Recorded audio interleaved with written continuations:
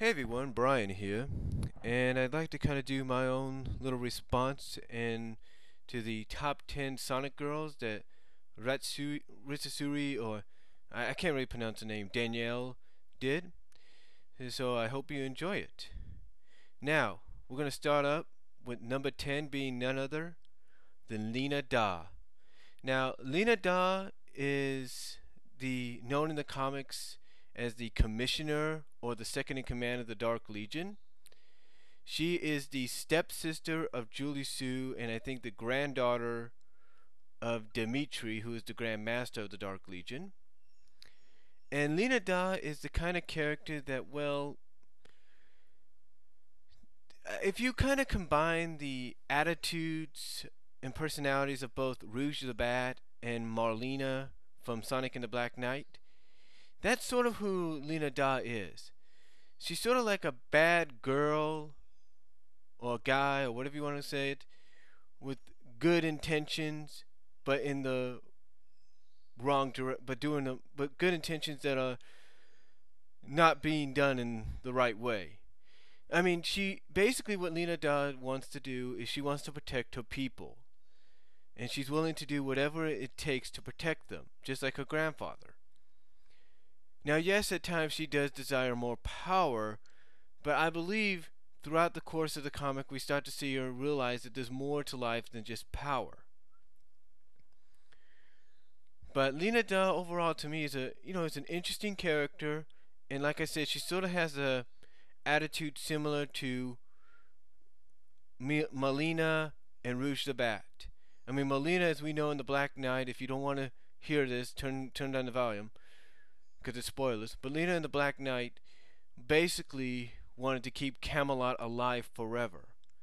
Now, even though those intentions were good, they were also bad because by doing so, she was going to cost everyone else to probably fade into existence, if you know what I mean.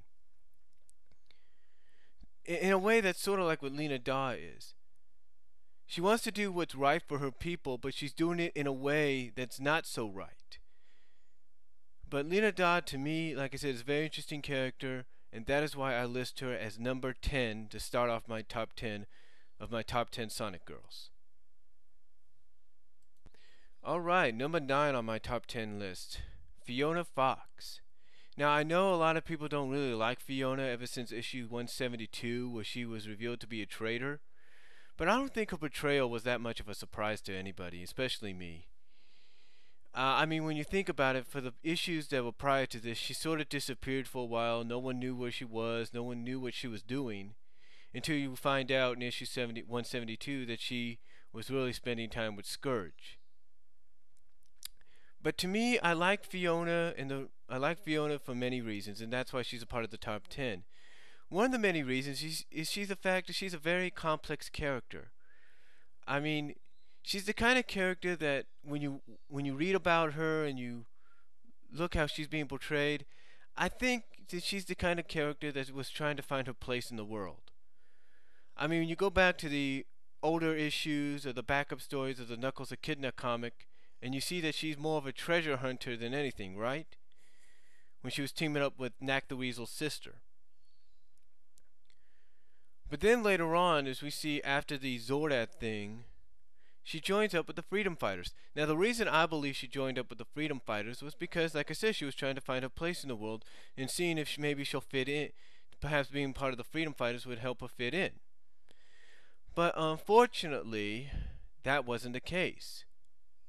As Fiona started to realize that the Freedom Fighters were more restricted about certain things than what she was used to. I mean, you go back to the Triple Threat story, or the Home story, or whatever it's called. Yeah, Home. You go back to that saga, and you remember Fiona picking up a weapon, and Rhoda stopping her and saying, "Hey, we're not about guns. That's not what we do." I think that's what really, to me, kind of turned Fiona's character around and realized maybe being a freedom fighter is not what she needs to be. To me, I think Fiona realized that being part of the Freedom Fighters is not her cup of tea, and that even though she tried that her best bet is just to be herself and go her own path. But to me, that's why I like Fiona, because of those complexities. I mean, she went from being a freedom fighter to being a villainess to being part of the destructives, to being part of the suppression squad, basically the queen of the suppression squad, to who knows where she is now. From what we understand, she might be coming back real soon. We don't know when. And there's other speculation that she might also end up being a good girl again. But that's, that's only one person's opinion. But that's why I like Fiona, and that is why she's a part of my top 10 at number 9. So I hope you enjoyed that. Alright, number 8 on my top 10 list. And I know I might get people upset at me for this, but number 8 is Mina Mongoose. Now, a lot of you may know who Mina Mongoose is, and for some of you that don't, let me explain. Mina Mongoose first arrived on the scene in issue 76 as one of the Mobians that was freed by Sonic and Sally. Now, Mina, however, has also had a kind of an unusual history. We find out in a issue about a year or so ago that Mammoth Mogul gave her the power of speed. The reason was because she wanted to find her mother, and that the only way she could do it was to do it with this power of speed. Now, however,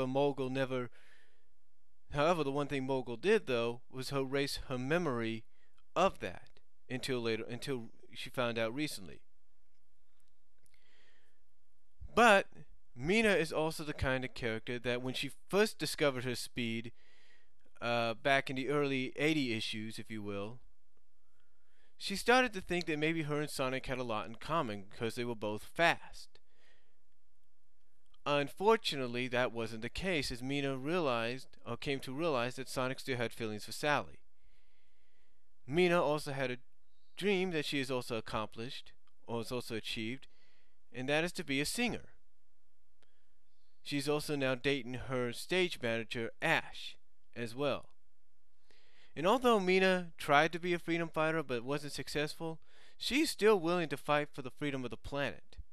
But more importantly, she's doing her part now by singing for those that fight the war.